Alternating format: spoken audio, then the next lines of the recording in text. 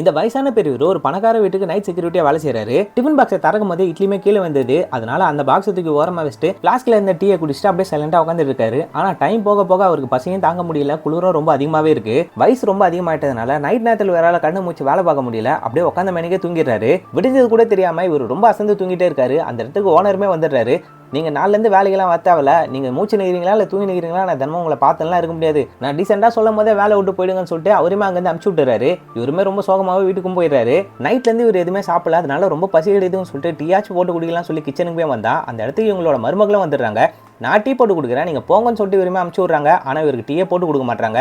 ரெண்டு டீயை மட்டும் போடுறாங்க. அவங்களும் குடிக்கிறாங்க. அவங்களோட ஹஸ்பண்டுக்கு மட்டும் எடுத்துட்டு போயிட்டு கொடுக்குறாங்க. பையன் சாப்பிட்டு முடிச்சுட்டு வேலை கிளம்புற சமயத்தில் எனக்கு வேலை போச்சுன்ற விஷயத்தை இவருமே சொல்றாரு. எனக்கு வேற நிறைய கடன் அதிகமாக இருக்குது, உன் பொண்டாட்டிக்காக தான் நான் நிறைய செலவு பண்ணேன், அந்த காசுலாம் நீ தானே அடைக்கிறேன்னு சொன்னேன், இப்போ வேற வேலை போச்சுன்னு சொல்ற, அதெல்லாம் எனக்கு தெரியாது, நீ தான் அந்த கடன்லாம் அடைக்கணும் இவருமே சொல்லிடுறாரு.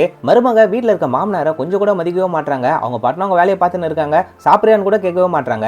அவங்களாம் சாப்பிட்டு முடிச்சதுக்கு அப்புறம் மீந்து போன 3 இட்லி இருக்கு, அதை மட்டும் ஒரு தட்டில் போட்டு எடுத்து வச்சு சாப்பிட்டு இருக்காரு. ஈவினிங் டைம் ஆனதும் எனக்கு ரொம்ப தலைவலிக்குதுமா, ஒரு டீ போட்டு கொடுமா சொல்லி கேட்கிறாரு. பால்லாம் ஒன்றும் கிடையாது, முடிஞ்சா போயிட்டு பால் வேணும் சொல்லி அனுப்பிச்சு விட்டுறாங்க. பால் வாங்குறதுக்கும் காசு இல்லை, டீ வாங்குறதுக்கும் காசு இல்லை. இவருமே டீ கடையாண்டு போயிட்டு பாக்கெட்டை செக் பண்ணி பார்க்குறாரு, யாராச்சும் வாங்கி கொடுப்பாங்களான்னு சொல்லிட்டு. ஆனால் இவர் கொஞ்சம் கௌரவம் அதிகமாக இருக்கிறதுனால அங்கேருந்து சைலண்டாக போயிட்டு ஒரு இடத்துலையும் உட்காந்துறாரு. பொண்டாட்டி உயிரோட இந்த சமயத்தில் இவர் விழுந்து விழுந்து கவனிச்சிருப்பாங்க. அது எல்லாத்தையுமே இவரும் நினச்சி பார்த்துட்டு அப்படியே அந்த இடத்துலையும் இறந்து போயிடுறாரு. இவர் இறந்து போனதுக்கு அப்புறமேட்டு இவரோட போட்டோக்கு முன்னாடி இவர் ஆசைப்பட்ட எல்லா விஷயத்தையுமே எடுத்துட்டு வந்து வைக்கிறாங்க. இவர் கேட்கும் போதெல்லாம் கிடைக்காத அந்த டீ இவர் இறந்து போனதுக்கு அப்புறம் இவரோட போட்டோ முன்னாடி அவங்க மருமக கேட்காமே எடுத்துட்டு வந்து வைக்கிறாங்க. அப்படி இந்த படத்தையும் முடிக்கிறாங்க.